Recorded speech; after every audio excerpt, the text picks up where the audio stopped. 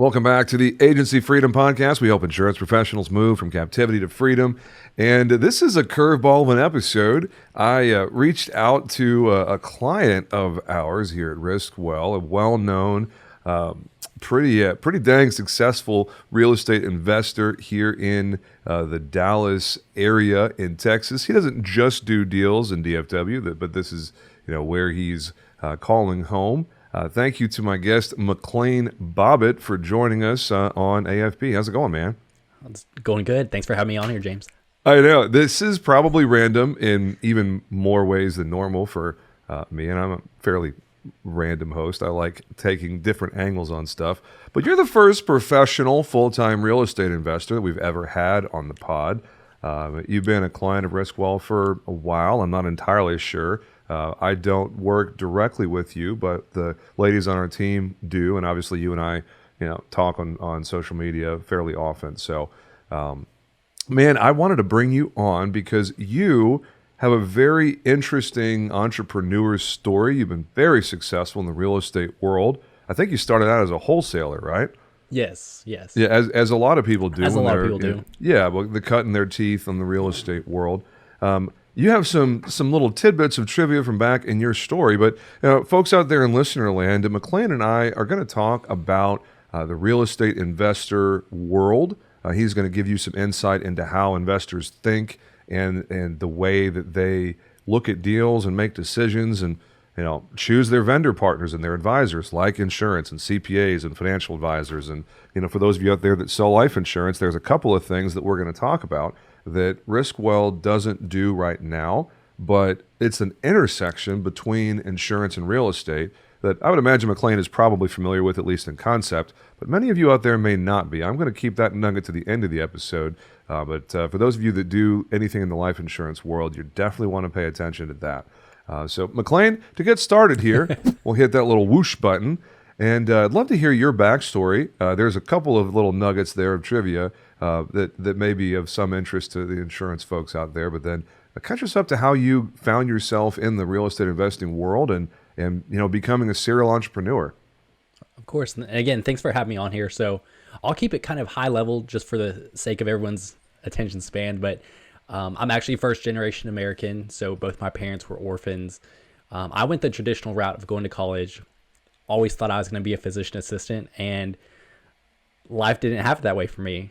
And graduated college, started to getting into medical device sales, software sales, and about that time, I started to look at different ways. Hey, how can I make some money? And kind of a segue to the insurance is, for me, I actually had my general lines insurance. So I dabbled in insurance, MLM, I was doing life insurance policies, and I had my feet wet in there. Of course, it was an MLM agency.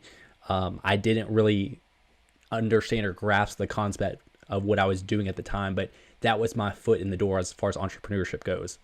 And I never went any further into the insurance. Obviously, I went into the investment side, but I started looking up a thing called wholesaling. Obviously, how do you make $10,000 in 30 days or in a month? And I started to read and educate myself on how to wholesale houses, how to go find distressed property owners. And during this time, it's probably about early 2019, about late 2019, I started getting deals, started doing transactions at a wholesaler. And probably as a lot of your listeners, they don't know what a wholesaler is. Basically, if an investor is trying to find a deal at a discount and they don't have the time, the bandwidth, or the resources to go find a deeply discounted deal, they'll come to a wholesaler because wholesalers do all the marketing, the sales, the acquisitions to find these deals that are right for other investors. And I got really good at finding deals. I got very, very good at finding deals, enough to the point that I could leave my corporate job in May of 2020. And obviously, we all know how 2020 went.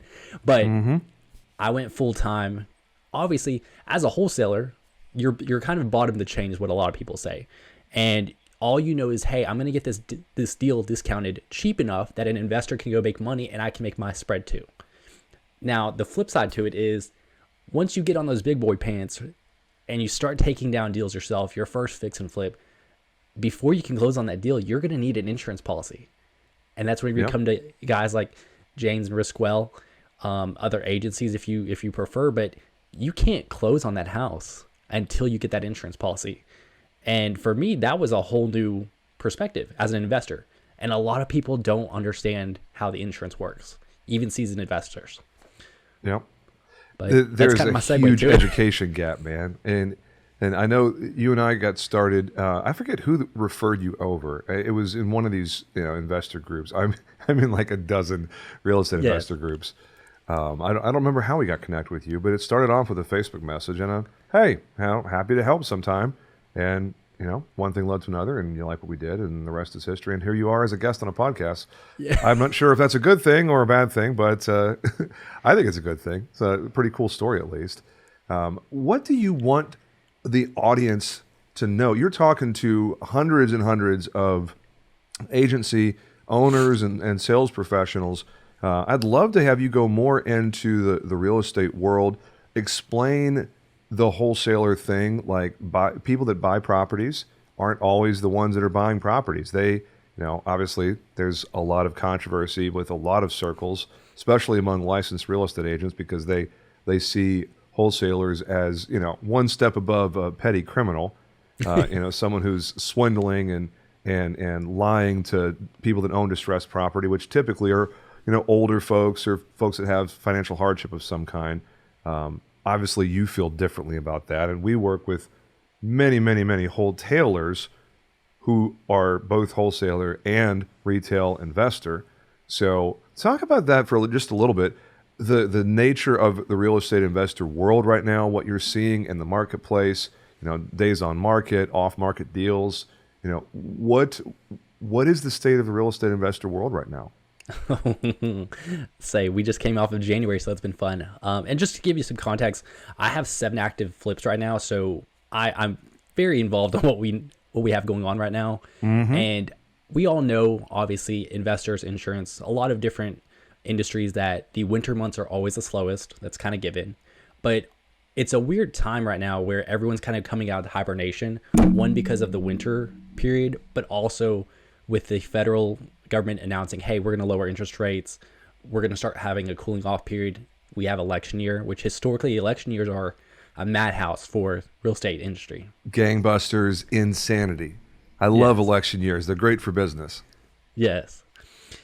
And so we see a lot of people coming out of the woodworks, for lack of better words, and going, hey, here's this real estate investment. Here's this. So like for us and my team, what we did is we bought properties before Christmas, Thanksgiving, and we were gearing up knowing, hey, the springtime is what we are holding out for. Whereas most investors, they're thinking, hey, okay, I'm going to go buy the property. I'm going to be out in 30, 60 days. We're going to list it. It might take 60 or 90 days. We bought all of our property in the fourth quarter of 2023 knowing, hey, we're going into election year. Interest rates are probably going to go down, because I'll be honest with you, I'm only 28, so I've never seen the interest rates of 12, 13, 15% like they did back in the 80s and early 90s. Yeah. And obviously we just saw 2%, 2.5% interest rates a year Makes and a me half sick. ago. Yeah. I was 3 months away from a 2-point-something interest rate, and we closed on my house at 5.875. And I'm just like, because we just didn't find the right house in time. And I'm sitting there watching the interest rate go boop, boop, boop, boop, boop, boop, boop, boop, boop. And we're still looking for a house. I'm just like, no, no. So I'm right there with you, man. Like when we bought in 2016, we bought our first house in Plano in 2016. And I think we paid 3.75 on a 30-year fixed in 2016. And that was bargain basement rates back then. But you're playing the interest rate game. And I was hoping you were going to go there because guys and gals in the insurance side of things, it is so important that you pick up on the nuances of McKlane here. I brought him on because he's really, really good at real estate, and that's our single biggest vertical. All the stuff that McKlane is talking about here has nothing to do with purchasing an insurance policy. He's talking about their operation. He's talking about how they're doing their due diligence, how they're going about deciding on what deals to go after. When you get inside the brain of your target prospect profile, when you start to understand their operation, the pain points that they have, the things that irritate and frustrate them, you're better able to deliver meaningful solutions and win business, but not just individual business, repeat business, and referrals. McKlane has referred us quite a few other investors, or McKlane's executive assistant, or somebody in his operation. He's got a great thing going on. But it's not just the deal in front of you. It's a spider web of other deals that come from that deal if you do a good job for them. So, sorry, McKlane, quick little aside there, because some people are trying to figure out why in the world I have you on, because there's very little for an insurance audience to glean from you if all they're thinking about is insurance and sales and marketing. But there's a lot more to your story than just that. So, interest rate environment. And what else? What are the really high level things that you're paying close attention to in the real estate world? So obviously we're looking at areas of growth. So we don't buy properties that have, for example, less than 30% of annual growth. And that's more of the data side of what we do on our acquisition side. So we are looking at different areas. So it might not be the areas that you think of where you're thinking, let's say Rowlett, Plano, McKinney, where it's stabilized. We might be going into areas where our insurance people are like, I've never heard of this place, or hey, where did you see this opportunity, and like where did it come from? So we're going into some areas where we're seeing the growth ahead of time. So we have to project it. Hey, in 6 months, is there new builds over here? Is there a stabilizing market there? Do we go after that market?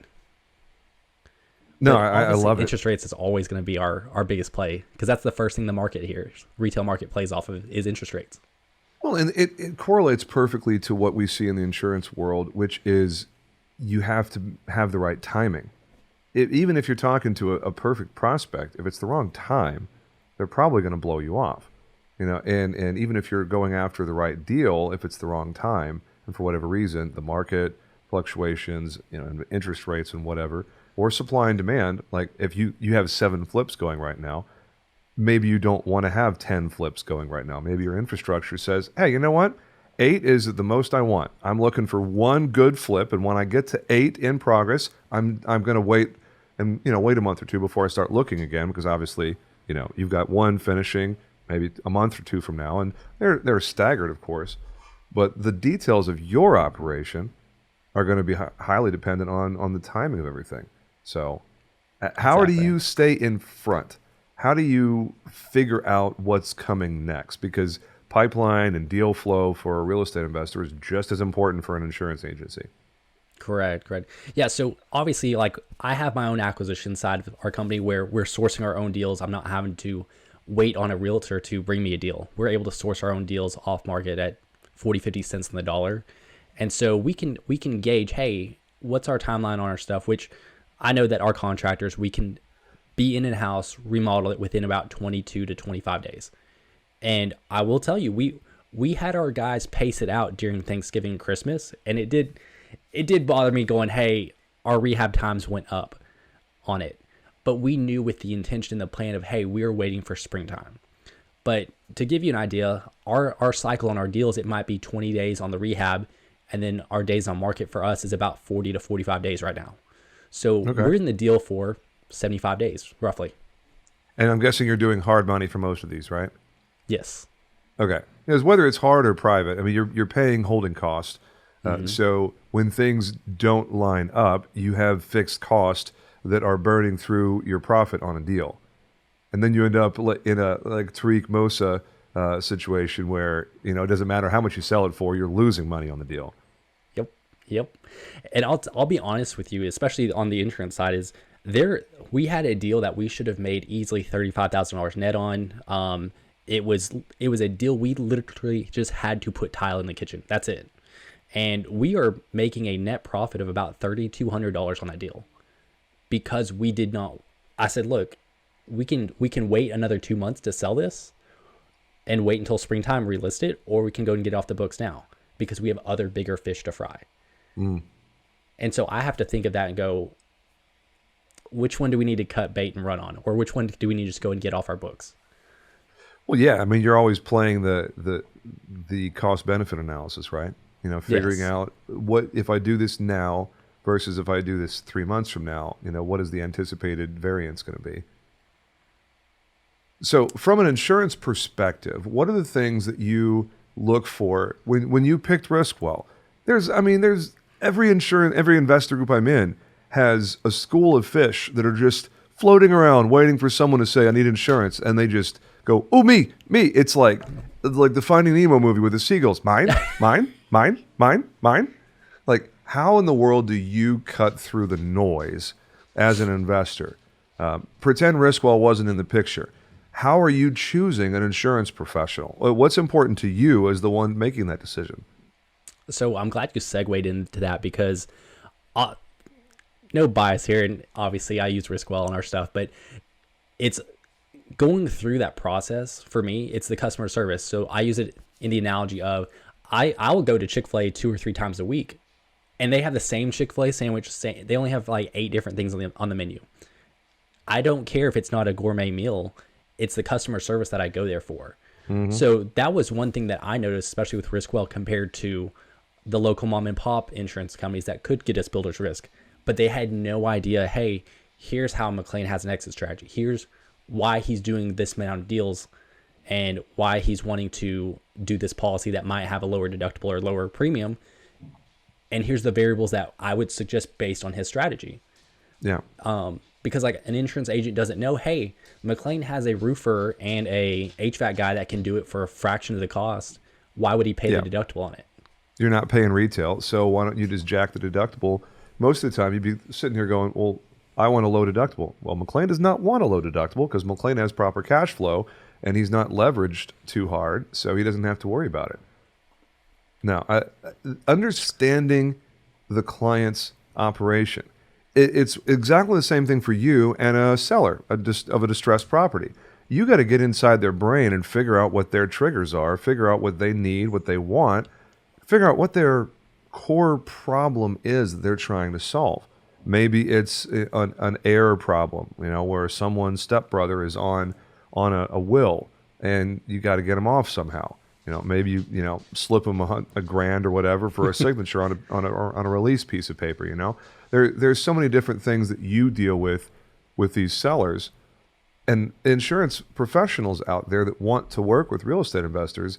It's so important to get inside the head of the investor and ask intelligent questions, right? The only reason we won your business is we demonstrated that we understand the sort of challenges that you're facing. Because correct me if I'm wrong here, and I don't mind being wrong, the insurance policy itself is almost superfluous or even, dare I say, irrelevant to an extent. There's certain basic things that have to be true, right? Are you properly covered? Does this have the right scope of coverage? Or certain things excluded that you really don't want excluded? Outside of that, doesn't really matter. It's the people behind the policy, from what I hear from you, right? Oh, 100%. And I'll give kudos to you, your team, and how y'all set it up is the initial onboarding. Hey, I need to submit a request at 1 o'clock in the morning or 10 o'clock at night because I just signed a contract with the wholesaler to buy this property. And I know tomorrow my hard money lender is going to go, hey, what's your insurance policy? I know that I can come to Riskwell and it's going to be done in the next 12 hours or I'll have it by the next day. That was one thing I loved compared to, hey, I've got to go get on the phone, wait until 8 o'clock whenever the insurance agent can take the information. Even though the initial contact is easy with Riskwell. Yeah, and that, man, that is so important. And I love the validation. I mean, selfishly, I love hearing it because you chose to do business with us, and that's fantastic. But at the end of the day, it really is about building trust and delivering a better experience. Because the widget is the same. You and I are in the same industry. We are in the industry of building trust and delivering better solutions. And that's it. That is literally all we do. The flavor, the vehicle happens to be real estate for you and insurance for me, but you and I are selling the very same commodity, and that's trust and solutions to the problems that they face. So, yeah, I'm just thinking in real time here. It's interesting to realize that you and I really are doing exactly the same thing, just in different industries. So, what Ben, for a second, what is it that annoys you about insurance people? What are things that people do that just bug you? Anything we did or some agent from before, like, is there anything that makes you go, oh gosh, I hate it when they blank? I'll say I haven't had much issue with insurance. And I'll tell you this from an investor perspective. It's not the individual agent. It's what's the process behind the scenes. And I know you're probably thinking where I'm thinking at on this is okay, let me paint that picture as an investor. Is obviously we're making these cash offers. Hey, we're going to close in 7-10 days. We get to the finish line, and hard money lender goes, hey, we need a change in the amount of insurance coverage. Okay, well, great. It's going to take about 2 hours, maybe 12 hours to get the change, whatever the back end process is. Well, as an investor, you might have a wholesaler that, and I've had this happen before multiple times, is you have a wholesaler that's ready to go. They're ready to close, get paid on their money. You have the seller that's calling the wholesaler and you saying, hey, why am I not getting paid today? You've got the title company that's trying to get the updated documents to cover the insurance policy. And then obviously you have the investor who's like, I've got these people that are mad at me. Now I look like a fool because I can't close because our insurance policy was short $200 on coverage. Yep. And that is one thing that I personally had to get over and learn, hey, we need to do the insurance policy like the day we get the contract. And I don't care if we do it for more than what the contract is on the coverage, but that will stop this at the end. And yep. if you are an insurance agent working with an investor, I cannot stress how much that will make or break the investor at the end, because that's the last thing they're going to remember is we couldn't close because James didn't have the insurance policy fixed, this, but you can prevent that by addressing it on the initial contact. Man, that is the single biggest cardinal rule of working with a real estate investor. Thou shalt not mess with closing. Yes. Like if you do something that messes with closing, you got like 5 different people that are mad at you. And none of them are going to send business because all they're going to remember is you messed up a closing. God forbid it gets delayed a day. If it gets delayed from 10 a.m. to 2 p.m., you're still going to hear about it, but at least it closed same day. If you make title wait another day and they got to draft new documents because now all the dates are wrong, oh man, you're in real trouble. So, yeah, never mess with closing. What else do you want to talk about, man? You got so many things in the entrepreneur side of things. Like how in the world do you decide what opportunities to pursue and which to not? As someone in your shoes, and the same goes for a lot of our successful clients, you almost have a harder time choosing between good options. When you're choosing between a bad option and a good option, that's pretty easy. But there's one thing that everybody in this audience, myself included, has in common. We're all looking for the next great deal. Whether it's the next client, the next channel partner, the next distressed property you can buy at a discount. There's a lot of opportunities in front of us as hungry professionals. How do you decide what your buy box is? How do you decide, I'm going to go after this opportunity, but not that opportunity? What's that process like for you? Yeah, and that's honestly a great question, because you do have a lot of investors that they only have a fix and flip model, or they only buy and hold, or they only do owner finance. Thankfully, I have pretty much the whole mix in there, but that's kind of something we have to look at. For us, we go, hey, what's our 6-month plan? Okay, are we going into winter? Are we going to take the really skinny deals that we would have taken in the summertime or at the end of winter? Probably not. And then we go, okay, what's the needs of the business today? Because obviously if for example, if we are in the end of winter, we're coming into springtime, I'm probably going to take down a deal that I know is going to take us 60 days to do and has really good meat on the bone. I'm not going to do a deal just for the sake of keeping our crews busy. I'll tell them, hey, we're going to go do other stuff. And that's the luxury that I have. Whereas I know a lot of investors, that's another big thing, is they might be hiring a general contractor and they don't care if they don't buy a deal for 6 months. But then you have other investors where they might have a crew in house. They have to take down a deal just to take down a deal to keep their crews busy. And they're willing to go do that. Yeah.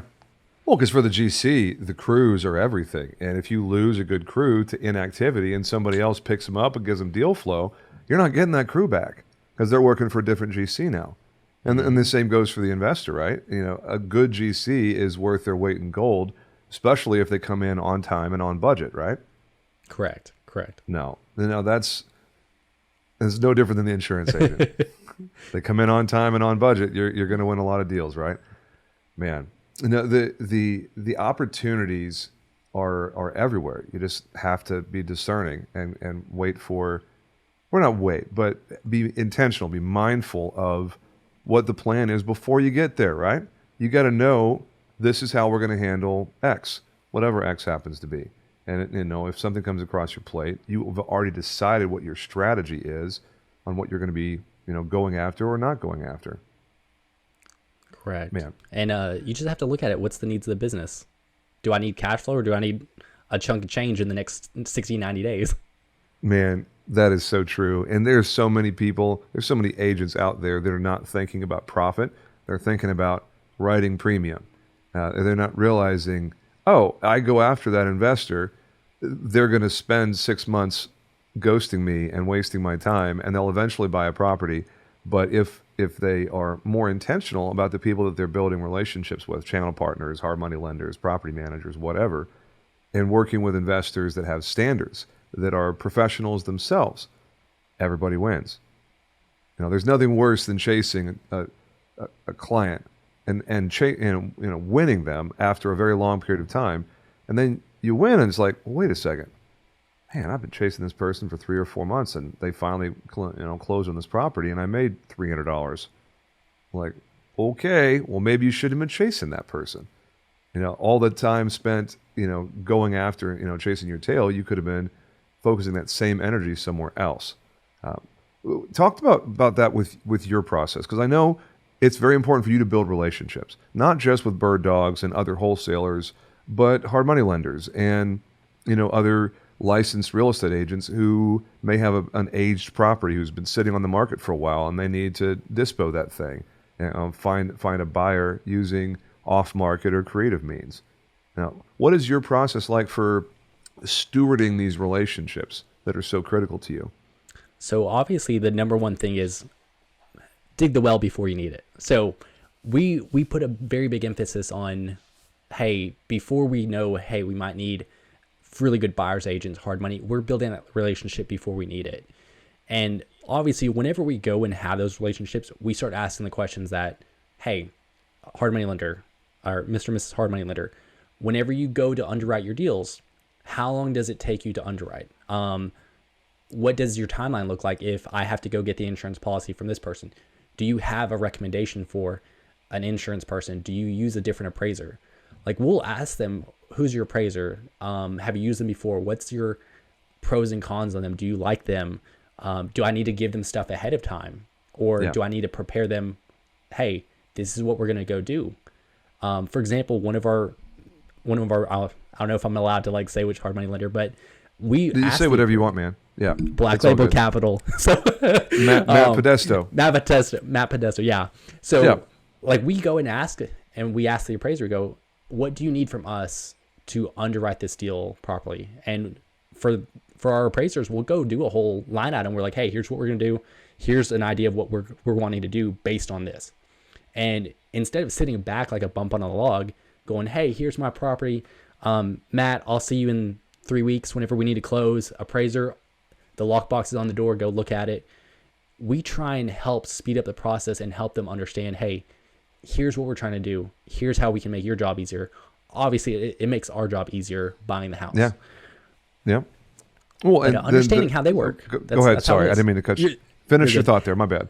You're good. But we try and understand how they operate, because I would hate to get to the closing table and be mad at someone because I didn't understand how they operate. Because your operation is different than mine. It might be different than another insurance carrier. And I need to know how y'all work so we can better communicate. Well, 100%. And in the case of Black Label on those two deals that we're referring to, it was just a matter of, hey, let's get aligned on expectations. You asked for something. We're not able to deliver it. And here's the reasons why. Let's find a way forward. And because at the end of the day, both Black Label and Riskwell are responsible for serving you as the client and getting the job done and let you close on the property and move on to the next one. So the older I get, the longer I do this, the less I spend any time arguing. Because arguing is stupid. It is a giant waste of time. And it's like, okay, you want me to get the measuring stick out? Like, what are we doing here? Yeah. Let's find the solution and let's move forward. Because every second we spend arguing is a second we're not spending running our businesses, serving our clients, prospecting the next deal, and making money. Like, all the bad blood in social media and all the in emails and text messages, I'm like, does that really help anybody? Or are you just ego fluffing? And the older I get, the less I care about ego fluffing. Now, when I was 28 like you, man, I cared a lot about ego fluffing. I just turned 40 yesterday. 40-year-old me cares a lot less about ego fluffing than 28-year-old me did. That is for sure. Man. We're entering that window where I told you we'd be probably 30, 40 minutes of recording time. 'Cause I really didn't know where this conversation was going. I have a battery of questions I usually ask someone who exists in the insurance world or in technology or something adjacent to insurance. With real estate, I don't know. We don't really know where the conversation is going other than just provide our audience context, hearing from a real live, very successful real estate investor and hopefully helping insurance folks listening to AFP today get a better understanding for how to reach the investor, how to find the people that you want to work with in your market. Any advice you have for the insurance professional or somebody else who wants to work with real estate investors like you? Not you in particular, because stay away from McKlane. He's my client and you can't have him. But there's people out there that are like McKlane. So on behalf of your colleagues in the insurance world, McKlane, what kind of advice do you have for insurance folks to better connect with real estate investors? Of course, yeah. So we all know, I've got like 3 tips here. So I'm glad you segued to this one. Number one, just as an investor, if you are trying to build that network, I would honestly go straight to either hard money lending, like Quest IRA. You have people that are lending out their money and they're going to want insurance policies. Because as an investor, if I go to a hard money lender and they say, hey, we refer this insurance person, because as you said in the beginning there's hundreds and thousands of different insurance agents that can go, hey, here's our product, here's this. But if you have a hard money lender that goes, we already are going to approve you on your loan, we've already worked with you before, here's who we recommend, and you're an insurance agent that's able to provide that stellar service, you're going to get referrals just boom, boom, boom, boom, boom. Now, obviously, the flip side of that is you can sell a widget, a gadget, whatever it is, but it comes down to that customer service. And I feel like, again, Riskwell does really well on the front end where it's, here's our intake form, here's this, thank you so much. I love the little ice cream where it's like, thanks again for repeat business. I don't know if you've been on the website there lately, but it's stuff like that. And honestly, y'all have a system where I think I've gotten 2 or 3 cards where it's like, hey, thanks for your business last time. And I go, I like this little card. I don't have any other agents that do that at all. And it's sticking to the stuff where it's like, hey, I know you might not buy another property for 3 or 6 months, but keep us in mind. Yep. And we're finally doing top of mind drip stuff. Like we're finally sending out, sometime in February will be our first monthly drip campaign where it's a short little video on a short paragraph or 2 in an email. Believe it or not, we've never done top of mind drip campaigns ever. Really? I don't know why. It's so basic, but we've never done that before. Now, we've done some automated stuff like the card. I love those. We use a vendor, sorry to give away the secret sauce, but they use a robot that holds an actual pen. And we tell them exactly what to put in there. Yeah, it's real ink, and it looks real. Our team didn't write that card. We have a close vendor that we work with where it is a real pen and it is real paper, but it's a robot drawing that card. But it's having that thought process of, you know what? At this point in the relationship, McKlane just finished a deal with us. He deserves to know that we care about his business. Thank you, McKlane, for giving us your business. Now, I hesitate to even say that a robot wrote that thank you card, but who instructed the robot to write the card and send it to you? So, I mean, at the end of the day, it really is the thought that counts. And so many people, correct me if I'm wrong here. Again, I'm totally fine being wrong if you think I am. So many people poo-poo the end result and go, oh, that's not an actual thank you card. No one spent their time handwriting out every letter of that card. They didn't drive to the post office and put that in the mail, so it's invalid in some way. In 2024 and beyond, I think the thought is what counts is more true than ever, right? Someone put effort into making their customer or client feel seen and feel important. Am I right there? Or does the fact that a physical human hand didn't write the card, does that make it any less valid? I mean, I smeared it to see if it was, but yes. But I opened that letter and went, Riskwell sent me something, and it's a card. Okay, this is awesome. Y'all took the time and the money and the effort to do it, whereas most insurance agents are, oh, you sold the property, here's your cancellation. Here you go. Yeah. I'll see you next time. Yeah. You're absolutely right, man. It really is the little things that go a long way. Asking for a referral, but only after a full policy term.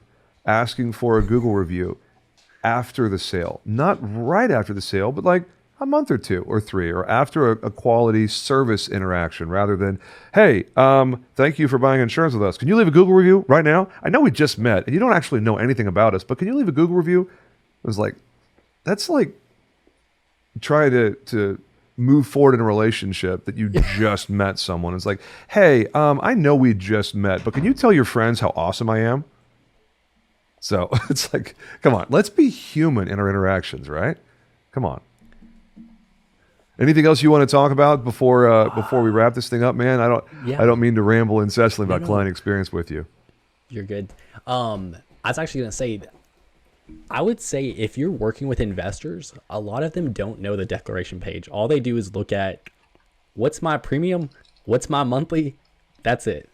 I would love it because like we do like pre-call stuff. Obviously, we have videos that we send to private money lenders. Hey, here's what to expect.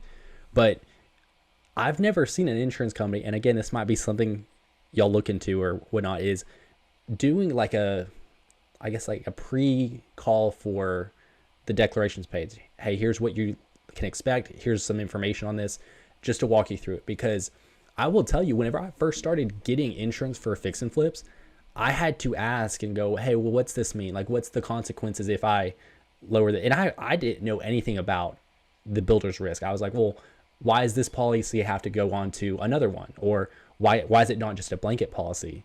Things like that. And It was email. Well, this is what it covers. Or it can cover this, this, this. Okay.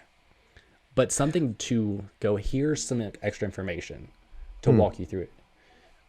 So we're in the middle of building out some of these automated workflows and short little video things. Actually, like sitting right here with where I'm sitting right now is where I record a lot of my short form videos. It is this idea of having an automated touch point that goes out via text message with a link to a YouTube video as soon as someone fills out a quote request form. Only when they're a new client, because we don't want to spam existing clients, because they're like, bro, I already do business with you. I know how this goes. Leave me alone. Yep. But it's, if they're a new client, just to say, hey, thanks for the quote request. We're going to work on this. In the meantime, check this out. And the video just says, hey, cool. Welcome to Risk. Well, here's what to expect. And it just walks them through the process. And then maybe after the quote is delivered, have a quick little thing of, like you said, hey, this is a declarations page. This is a binder that's only good for 30 days. And then we'll get you the real policy within a few weeks. And here's what it looks like. And here's how to read it. If you care. If you don't care, skip this video. Go back to running your business. You're good. Call us if you have any questions. But if you care, here, watch this quick video. It's like, if you care, like watch it. If you don't, then skip this video. Yeah? Yeah. Is that how you want to receive it? Am I validating this idea that you have written on the board, I'm assuming? Yeah. Honestly, I'm just asking you for my own benefit. Like, is that something that you would find enjoyable and useful? Or is there a better way that you would want to receive that information? No, that's perfect because, like, obviously, if you're building new clientele, they don't know how you operate, and you can go, hey, here's our expectations, here's this, or hey, here's what your policy quote's going to look like. It's these 3 options. This is if you want to do X, Y, Z. Here's another option, and here's this. Okay. Because I can't tell you how many times I've gotten, hey, here's your quote. Which one do you want? And there's no details on it. There's no explanation. Yeah, just builder's risk, this, coverage, premium, okay. Yep. And well, just having like a quick little explanation, like for our preferred market that we send most of our stuff through, there's a couple of options, one for ordinance and law coverage and one for reverse flow of water, sewer and drain backup coverage. And I think it's like $15,000 of coverage for that endorsement. But a lot of people ask us, what is this? And so we're, in the middle of creating quick little educational videos, and I mean literally like 90 seconds worth of video, hey, this is what this option is. Yeah, this is what the coverage does. This is why you should care. If you don't care about that, then skip it. I love it. At the end of the day, man, the most important thing is that we are taking care of what the client cares about. Like one of my favorite lines, and I'll end with this, and I'll let people know where to find you if they want to connect for other stuff, learning more about real estate or what wholesaling is or whatever. It is, we cannot create alignment. We cannot create interest. We cannot create desire. We can only align with interest or desire that already exists. And when we are, as professionals, and we're aligning ourselves with someone who thinks in a compatible way, who's wanting or needing something that we are in alignment with, cool, let's talk shop. This might be a good opportunity. But talking about something someone doesn't care about, you can't make them care about something they don't care about. You can educate them, but I mean, it's the same with the seller, right?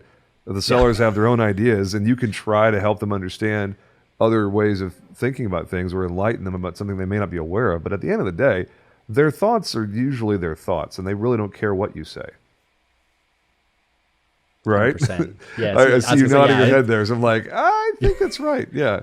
Distressed sellers are just like investors when it comes to being hard-headed and stubborn. Oh, sometimes the investors are worse. Oh, man. Dude, anything else you want to share before we go?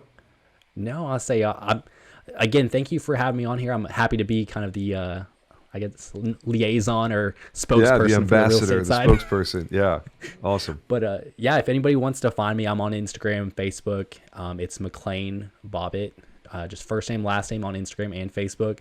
If you have any questions, especially insurance agents, if you're like, hey, I've got a question about this, send me a message. Well, and I'll be happy to McKlane's answer. a great follow if you're trying to better understand the investor world. If you want to get into real estate better, he's a great follow. Lots of content. McKlane's got his own stuff going on, his own ecosystem. He's in the middle of building.